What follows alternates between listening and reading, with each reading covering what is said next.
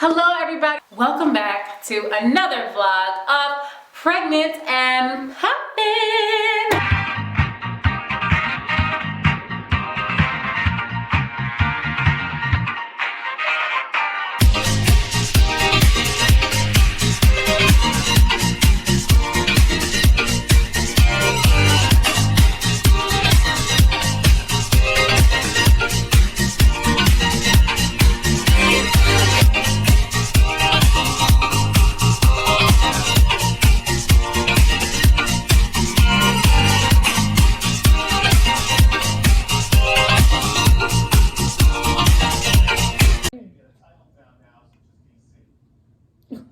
Why are you just staring at me like that? This is why I deleted the last one. You don't get to say what footage of mine gets deleted, Paul. This is my time you're using. So I was talking about how communication gets very difficult when you are parenting and how people don't really prepare you for that. So I didn't want anyone to feel like I'm bashing Paul or talking bad about Paul. So I brought him in. So you also gotta say it to his face, one, and so he can say. You can bash somebody. So to the face. He can say like, his part. Do whatever you said. No, because you are an amazing dad. We just have different styles of parenting, and that creates some friction. I don't think we've ever had this much friction in our relationship before. I mean, I just see it as learning, growing pains. When two people are passionate about something or someone, and you have strong views and opinions, then you may not agree. Don't mean it's causing friction. It's just that we have to learn how to co-parent, and sometimes, the way you were brought up or I was brought up is different, and that doesn't necessarily mean it's wrong, but it may not work for Astra. There have been times where you're like, take him and get out of my face. Or, yeah, because right. So I'm saying we don't usually act like that with each other. But that's just because I want him to stop crying, and I think I can do it, and it's been a long day or a long night or morning or whatever the case may be, and it just comes off that the wrong way sometimes. Don't mean I'm right for doing it necessarily, but sometimes your emotions and things get the best of you. Lack of sleep, you're very passionate about. There's a lot of things that play into it. When you have a kid, it shows you so many different things about yourself. You both become different people. Your relationship dynamic becomes different, because it's not that we are just friends or anymore, or we're just a happy, we can go off and go on a date or whatever. It's like, I feel some type of way when you're out, you know what I mean? Which isn't necessarily fair, but I feel like I'm like locked up in the house, especially with everything going on with Corona. Like, that's a normal mom feeling, even when the world is normal. So now that it's not even safe for him to go anywhere, I feel like I'm in jail sometimes. Like, you're out playing basketball, or you get to go to the grocery store, or what have you. And I probably could do those things, but I just don't want to risk it. And then that, in a way, it almost makes me mad at you. And then you get mad at me for being mad at you. And it's just like, it's tough sometimes. I understand where you're coming from. I mean, it'd be tough to be stuck in the house tending to, a baby all the time, or having him always on you. So I do understand where you're coming from. But at the same time, I feel like a child may raise all underlying issues that may be able to be masked by, going out, going on vacations. Yeah. Or you just start having fun and push the other stuff under the rug. Right. Or sometimes, you get to see somebody's views on how a child should be raised, and that may be a deal breaker for you that you never had to really talk about because, the kid or the child wasn't in your life at that time. I mean, there's a lot of things that we view differently, but I feel like we come to an understanding about it, and we get past it. It's not like I'm mad at you for 3-4 days. Usually, if we are frustrated that night, the next morning we start new. We don't have a choice. That's the thing. But some people don't do that. They hold that grudge, and then it turns to 3 days, 4 days, and then you're like, it's the person I want to be with. I think that guys, right, underestimate the severity of postpartum depression or postpartum anxiety. Like, I didn't have postpartum depression, I think, seriously. I think I had a touch of it. I do suffer from anxiety even just regularly in my life. So I think you knowing that about me has helped you to deal with my changes and everything better. But I think in general, guys just think women are tripping, and I don't think that's the case.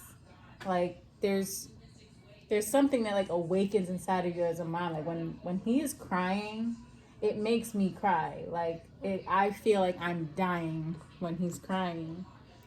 Well, I feel like everybody's different. I mean, you heard some people say babies did a wonder for their body, and then some people say Yeah. babies tear their body up. Yeah. It's just all a part of who you are, the timing of your birth, and the way your body reacts to the childbirth, Yeah. or don't react to the childbirth.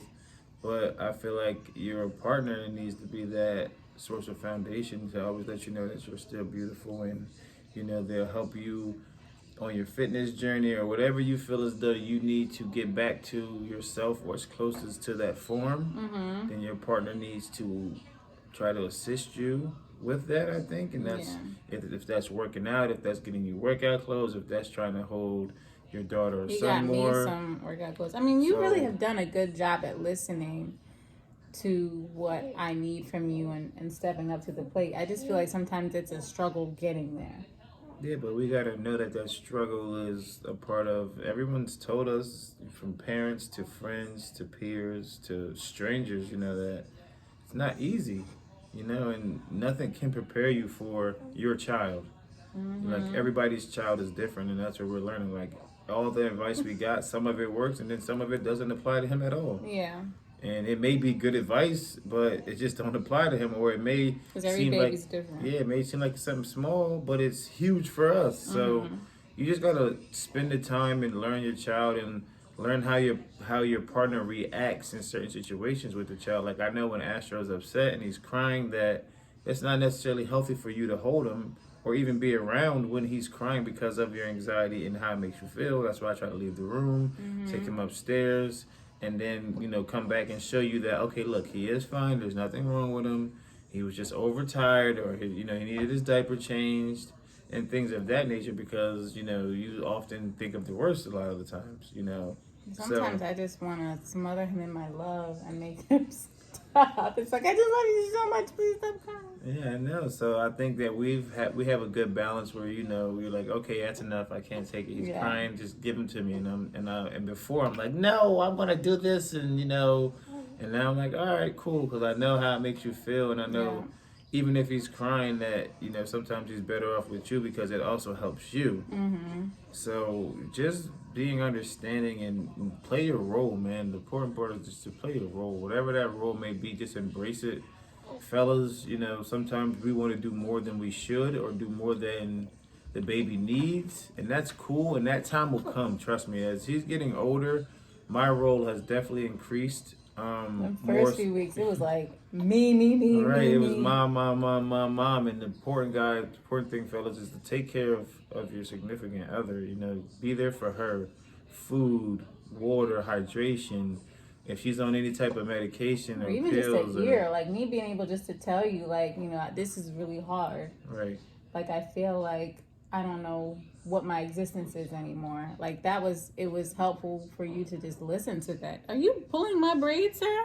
Yes. You too strong. I'm gonna need to let go. And it's often, during this corona, it's been crazy, but it's also been a blessing for us because we were able to be home with each other and, spend so much time with Astro, not having to worry about, how's he going, she can breastfeed whenever he needs, and we can always be around. So it's crazy, but it's been a blessing, and I'm definitely enjoying the process of my little guy getting bigger and seeing my fiance turn into this different person, such a wonderful mother. Even though sometimes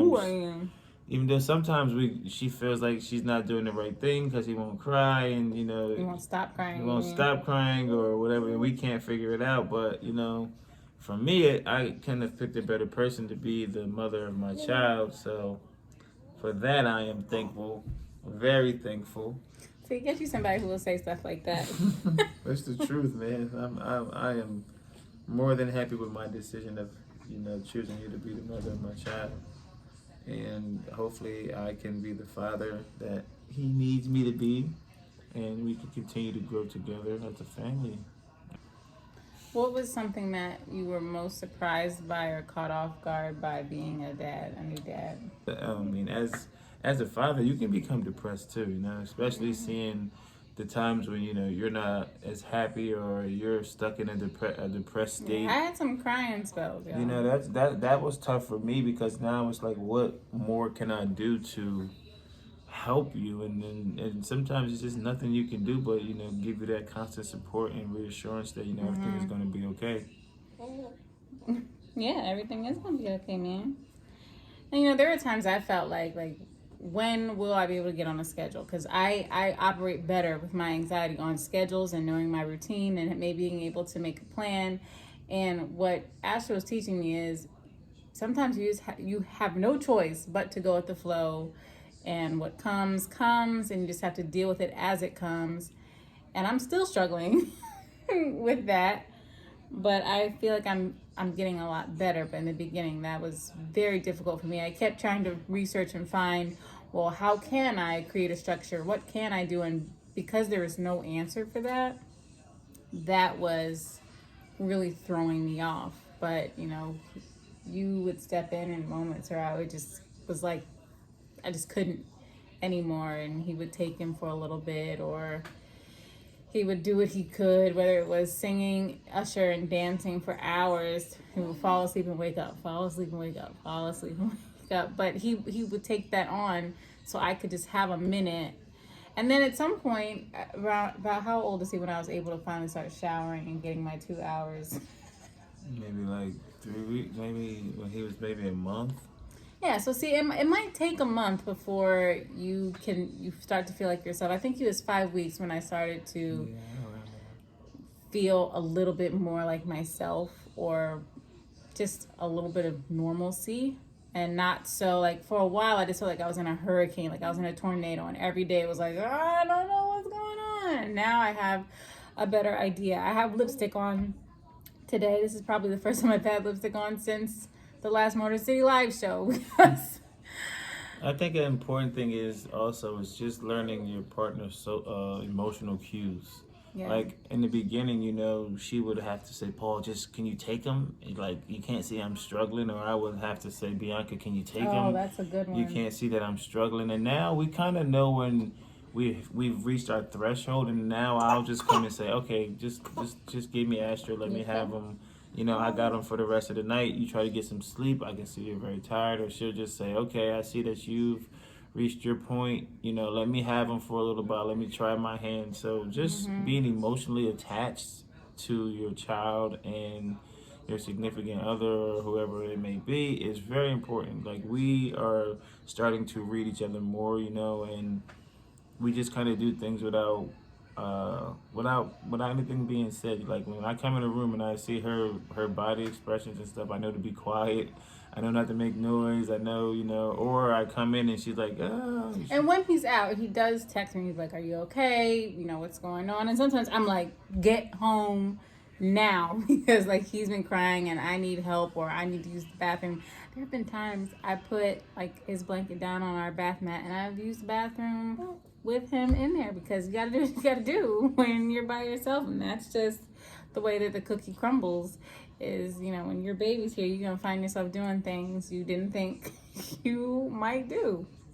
Right? That's true. And as she was doing that, I'm like, man, figure out a way. You can do it. He's the one who told me to do it. He was like, just bring him with you. And I was like, we got to keep her healthy to keep him healthy. So, And it's hard to take care of yourself when you're taking care of another person. Like a lot of times I'm just giving everything that I have to him, which is what you're supposed to do. But I don't always have time left for myself. So I've been making it a point, like after that 5-week mark, I've been making it a point to give myself 2 hours a day on Sunday.